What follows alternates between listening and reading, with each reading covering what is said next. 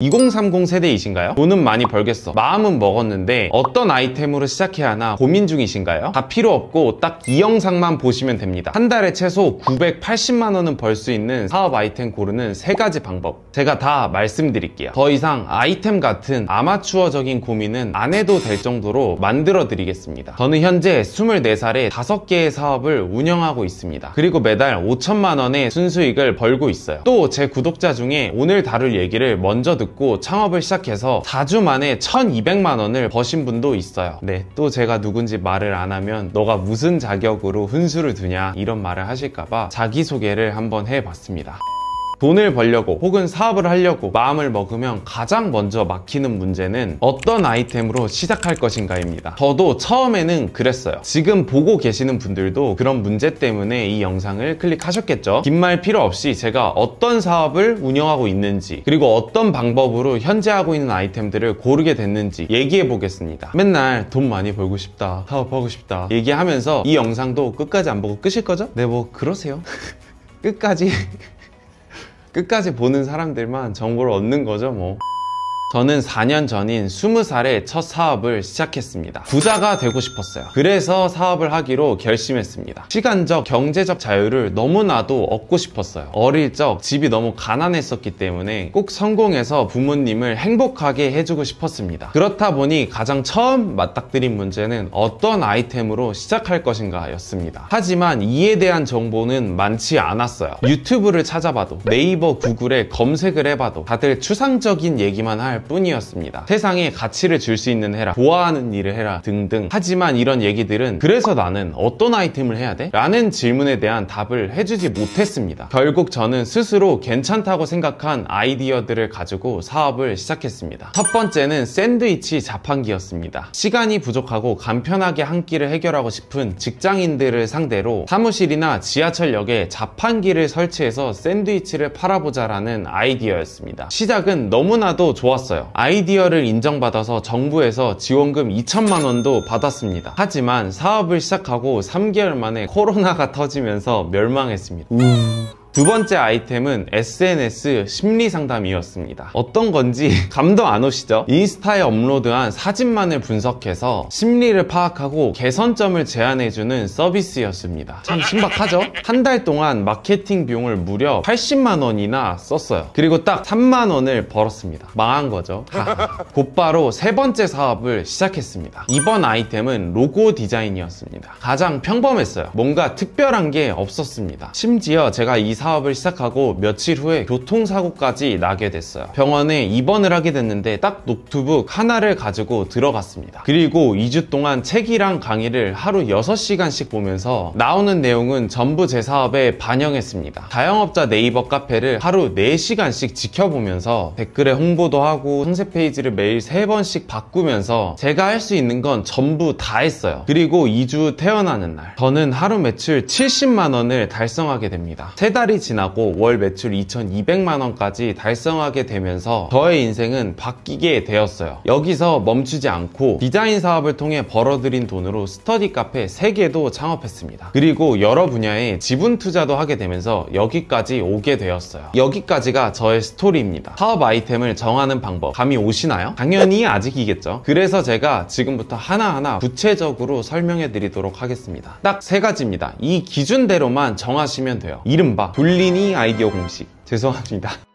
첫 번째는 노동 베이스 사업을 해라 입니다. 사업에는 크게 두 종류가 있습니다. 노동 베이스 그리고 자본 베이스. 노동 베이스 사업부터 설명해 볼게요. 디자인, 코딩, 마케팅 회사 같이 사람을 위주로 굴러가는 비즈니스를 의미합니다. 인간이 일을 해서 돈을 버는 구조예요. 매출이 증가하면 직원도 함께 늘어납니다. 반대로 자본 베이스의 사업은 사람의 중요성은 비교적 떨어지고 돈을 주로 이용해서 운영하는 비즈니스를 의미합니다. 예를 들어 공장에 제품을 대량으로 매입한 후 온라인으로 판매하거나 제가 운영하고 있는 스터디 카페처럼 오프라인으로 매장을 열거나 모두 노동력이 들어가기는 하지만 돈이 훨씬 중요한 비즈니스입니다. 그런데 자본을 이용하는 사업의 초기 리스크는 매우 높습니다. 스마트 스토어로 선풍기를 판매한다면 공장에 먼저 제품을 주문해야죠. 그리고 이 상품이 잘 팔릴지 시장을 분석하는 눈도 매우 중요하겠죠. 만약 미리 공장에 주문한 선풍기가 팔리지 않는다면 그대로 적자로 이어지게 될 겁니다. 또 제품을 보관할 창고료도 계속해서 발생하게 돼요. 만약 실패한다면 시간만 낭비하는 것이 아니라 자본도 함께 무너지는 구조입니다. 초보자가 감당하기에는 리스크가 너무 높다고 생각해요. 반대로 노동 베이스 사업은 몸으로 모든 것을 때울 수 있습니다. 디자인 창업을 시작하려면 먼저 들어가는 비용이 있나요? 없습니다. 공장의 제품을 먼저 주문할 필요도 없고 시장을 분석하는 눈도 중요하지 않습니다. 그냥 유튜브를 통해 디자인을 배운 다음 내 시간을 써서 서비스를 제공하고 비용을 받으면 됩니다. 몸으로 때우는 거죠. 안 팔리면 어떻게 되나요? 잃는 돈이 있나요? 없습니다. 단순히 시간만 사용하게 됩니다. 사실 이것도 경험을 쌓았기 때문에 매우 유의미하게 보낸 것이죠. 실제로 대부분의 사업가들은 노동 베이스로 처음 사업을 시작합니다. 그리고 돈과 경험을 쌓고 점차 자본 베이스로 옮겨가게 돼요. 여러분도 똑같이 하시면 됩니다. 이 영상이 끝나고 여러분이 좋아하는 비즈니스 유튜버들을 한번 확인해 보세요. 리스크가 없는 노동 베이스 사업을 하고 있는지, 리스크가 높은 자본 베이스의 사업을 하고 있는지, 90% 이상은 노동 베이스의 사업을 하고 있을 겁니다. 두 번째는 작은 시장을 선택해라입니다. 간혹 시장성이 커야 좋은 거 아닌가요? 이딴 말을 하시는 분들이 있습니다. 우리나라에서 시장 점유율이 가장 높은 상품이 뭘까요? 반도체입니다. 사업에서 시장성이 큰 게 중요하다면 반도체를 파시면 됩니다. 그런데 우리가 반도체를 만들어서 팔 수 있나요? 없죠. 시장성이 좋으면 규모가 큰 기업들이 많이 뛰어듭니다. 먹을 수 있는 돈이 많기 때문이에요. 그리고 경쟁도 치열해집니다. 기술의 장벽도 올라가죠. 우리가 무조건 지는 게임이 되는 겁니다. 제가 삼성하고 싸워서 이길 수는 없어요. 그래서 시장이 작은 곳에서 시작해야 합니다. 시장성이 없으면 규모가 큰 기업들이 들어오지 않습니다. 먹을 수 있는 돈이 없기 때문이에요. 제가 운영하고 있는 브랜드 디자인 사업은 국내 1위 기업이 연매출 80억 수준입니다. 여러분 입장에선 와,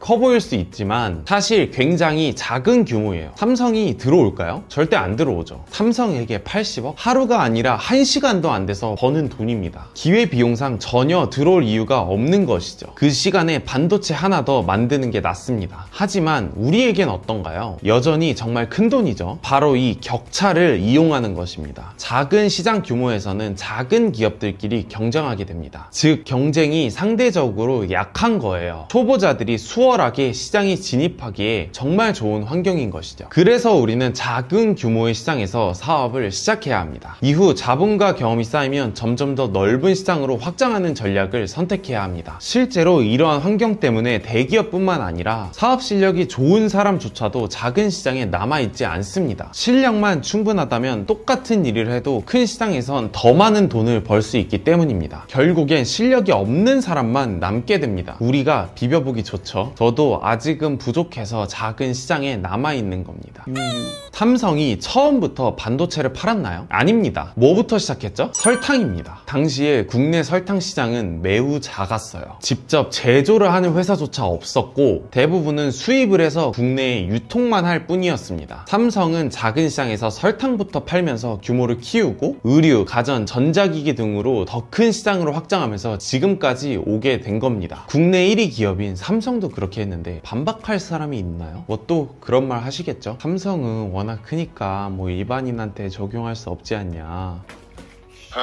세 번째는 특별한 걸 찾지 마라입니다. 대부분의 사람들은 사업 아이템을 생각하면 특별한 것에 집착합니다. 하지만 초보자들에게 그런 건 중요하지 않아요. 오히려 해가 됩니다. 무조건 이미 시장에 있는 평범한 아이템으로 먼저 시작해야 합니다. 지금 여러분 가방이나 책상, 주머니를 한번 봐보세요. 혁신적인, 이 세상에 없던 새로운 물건이 있나요? 대부분의 소비자들은 새롭고 알지 못했던 혁신적인 제품이 나오면 구매하지 않습니다. 인간의 심리는 새로운 것에 본능적으로 두려움을 느끼도록 설계되어 있기 때문이에요. 왜일까요? 우리는 진화를 한 존재입니다. 만약 구석기 시대에 우리 조상님이 호기심이 넘쳤다면 어땠을까요? 금방 뒤졌을 겁니다. 산에 있는 버섯에 호기심을 가지고 먹으면 죽고 지나가던 동물의 호기심을 가지면 죽었을 거예요. 그래서 인간은 익숙한 것을 선호하도록 진화했습니다. 대부분의 사람들은 이미 시장에서 검증된 제품이나 서비스를 구매하려고 합니다. 세상에 없던 혁신적인 제품을 만들고 소비자를 설득하고 구매까지 이어지게 만드는 것은 매우 어려운 일이에요. 특히 초보 사업가들에게는 말도 안 되는 일입니다. 우리가 번지 점프장을 갔다고 한번 생각해 봅시다. 봅시다. 따끈따끈하게 오늘 개업한 곳입니다. 사람이 엄청나게 많아요. 여러분이 첫 번째로 뛰어내리고 싶으신가요? 당연히 싫죠. 왜죠? 아직 검증이 안 됐으니까. 이게 떨어졌을 때 안전한지 죽지는 않는지 이런 것들이 검증이 돼야 내가 뛰어내릴 거 아닙니까? 이게 인간의 본능입니다. 만약 먼저 온 손님 5명이 안전하게 뛰어내리는 것을 본다면 그때는 의심이 사라질 겁니다. 소비자도 똑같다고 생각하시면 됩니다. 세상에 없던 제품이 나오면 남들이 살 때까지 기다릴 거예요. 그리고 가성비는 좋은지 안전한지 후기는 어떤지 살펴본 후에 구매를 할 겁니다. 당연히 처음부터 폭발적인 판매를 일으킬 수 없겠죠. 정말 죄송한 말씀이지만 여러분이 팔면 아예 구매 자체가 일어나지 않을 겁니다. 내가 초보자라면 적어도 난이도가 쉬운 길을 좀 선택하고 싶다면 이미 시장에 존재하는 서비스와 상품을 판매해보는 것부터 시작해야 합니다. 제가 성공한 디자인 사업 세상에 없던 건가요? 특별한 건가요? 그딴 거 없습니다. 이미 시장에 존재하던 서비스였습니다. 저도 그냥 시작한 것일 뿐이에요. 소비자들의 머리에 이미 인식이 되어 있으니까 좋은 결과가 나올 수밖에 없습니다. 이렇게 알려줘도 감이 안 잡히시겠죠? 다음 영상에서는 이어서 사업 아이템을 정하는 더 구체적인 방법을 알려드리겠습니다. 그냥 오늘 말씀드린 조건을 모두 충족하는 사업 아이템을 300개 이상 볼 수 있는 사이트를 알려드릴게요. 구독, 좋아요, 알림 설정 잊지 마세요. 감사합니다.